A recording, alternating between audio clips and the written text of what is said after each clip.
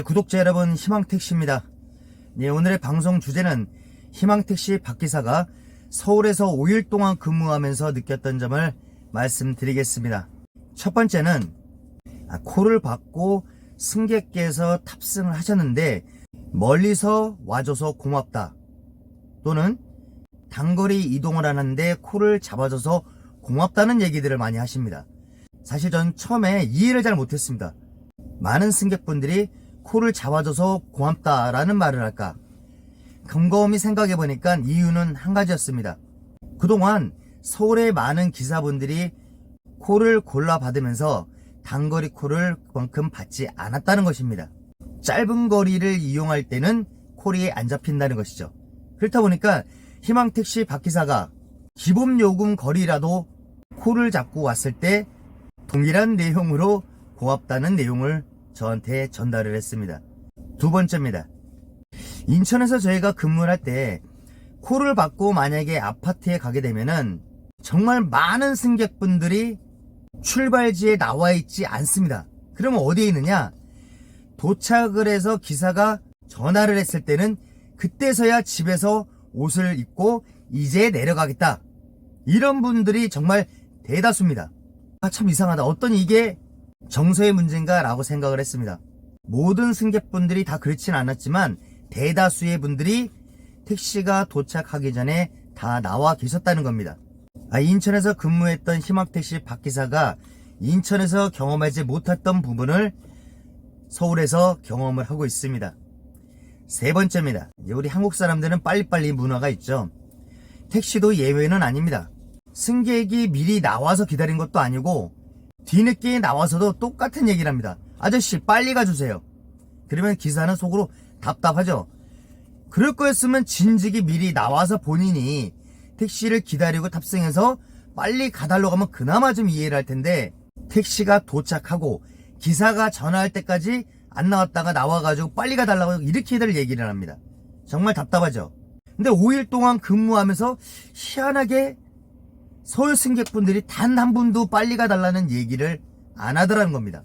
제가 추측하건대 기본적으로 서울은 인천보다도 교통체증이 심하죠. 택시를 이용하는 것은 내가 가고자 하는 목적지까지 안전하게 이동하는 것이다, 이렇게 생각하지 않나 저는 생각을 합니다. 네 번째입니다.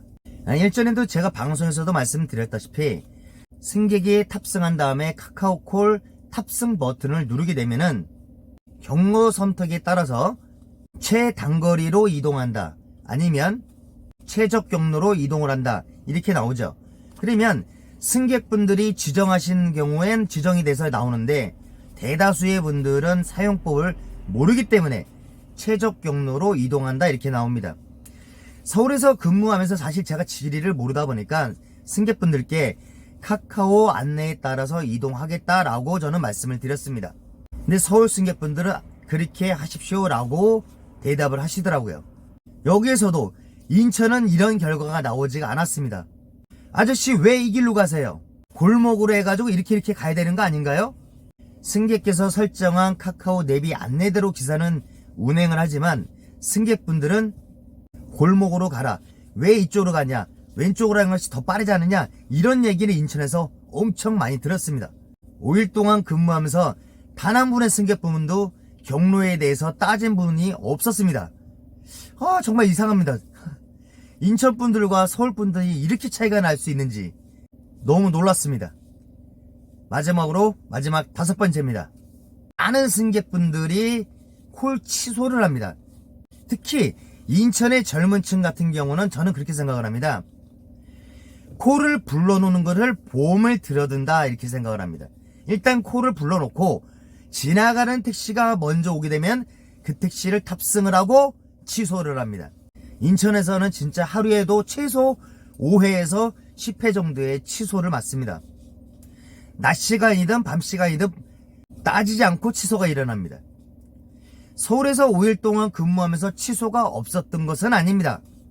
그러나 아까 1번에서도 말씀드렸다시피 많은 승객분들이 단거리 콜이라도 일단은 콜을 잡아서 와준 거에 대해서 상당히 고맙게 생각을 하고 있기 때문에 3km든 4km에서 콜을 잡고 올 때는 거의 취소를 하지 않습니다.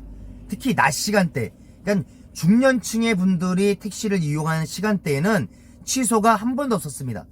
단 심야 시간대 강남이나 압구정 같은데 젊은 층들이 있는 데서는 여지없이 서울에서도 취소를 많이 맞았습니다.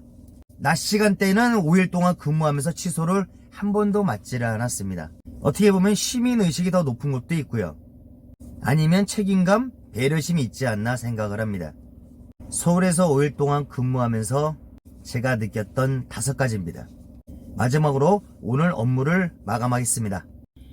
네, 서울에서 첫 금요일 근무를 마쳤습니다. 오늘은 250.4km 운행했고요.